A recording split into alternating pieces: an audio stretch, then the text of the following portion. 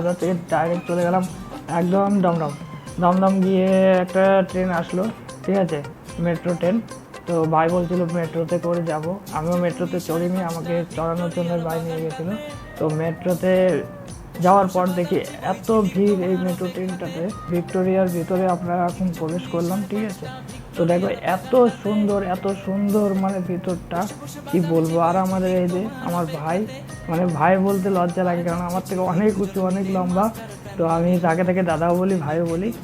তো গাইজ দেখো এই যে ভিক্টোরিয়ার আমরা যাচ্ছি, ওই যে মাথা দেখা যাচ্ছে, অনেকটা এখানে হেঁটে হেঁটে যেতে হবে।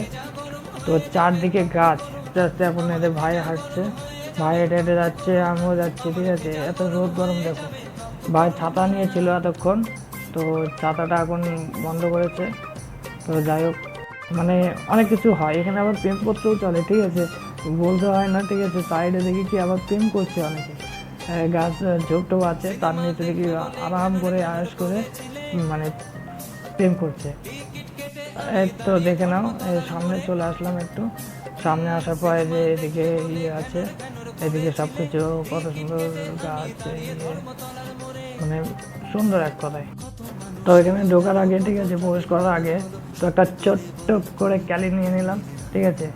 এই সালা কি লাগছে রে ভাই তোকে। তারপরে এদের ফাইনালি ভিতরে চলে এলাম।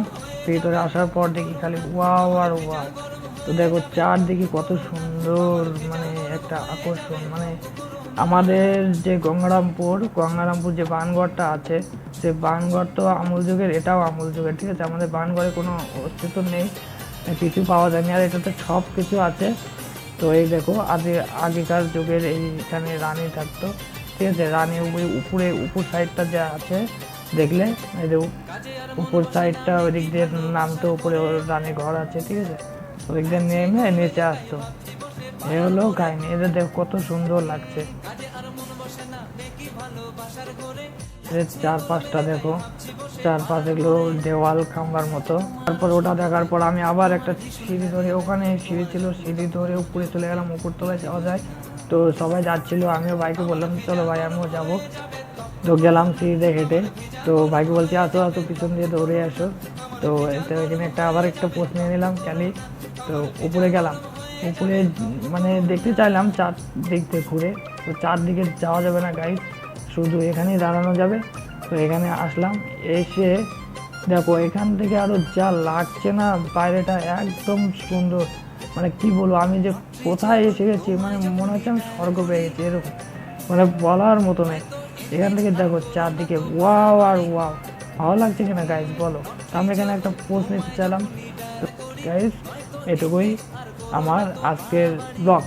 তো আশা করি ভালো লাগবে, প্রত্যেককে মন দিয়ে দেখবে আর এনজয় নেবে, ঠিক আছে। যারা যারা আসতে পারেনি তারা আমার ভিডিওতেই দেখে নিতে পারবে। Tata, bye bye. অবশ্যই লাইক কমেন্ট আর শেয়ার হবে, ঠিক আছে গাইজ, ভালো থেকো।